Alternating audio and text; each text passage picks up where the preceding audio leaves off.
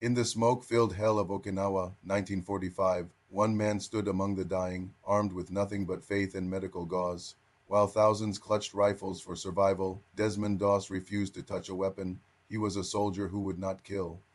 Long before the war, his path was set in a quiet Virginia home, where the command "Thou shalt not kill" became his life's anchor.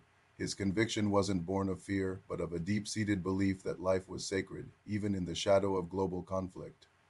When the call to serve came, he went willingly. But at the training camp, his resolve met a wall of military tradition. To his superiors, a medic who wouldn't carry a rifle was a liability. They shouted, they pressured, but he did not flinch. His fellow soldiers saw him as a target. In the barracks at night, isolation was his only companion as they mocked his faith. They tried to break him with psychological warfare and threats of court-martial. In high-stakes meetings, he stood his ground alone. Then came the Maida Escarpment, a vertical cliff they called Hacksaw Ridge, where the Pacific War turned into a slaughterhouse. The American unit was forced to retreat as the fire became unbearable, but as the others climbed down, Desmond stayed.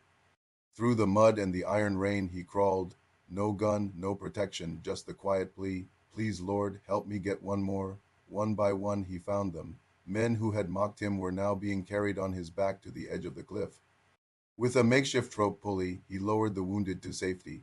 His hands were raw, his uniform soaked in the blood of his brothers. For 12 hours he worked under the nose of the enemy, 75 lives saved by a man who refused to take one.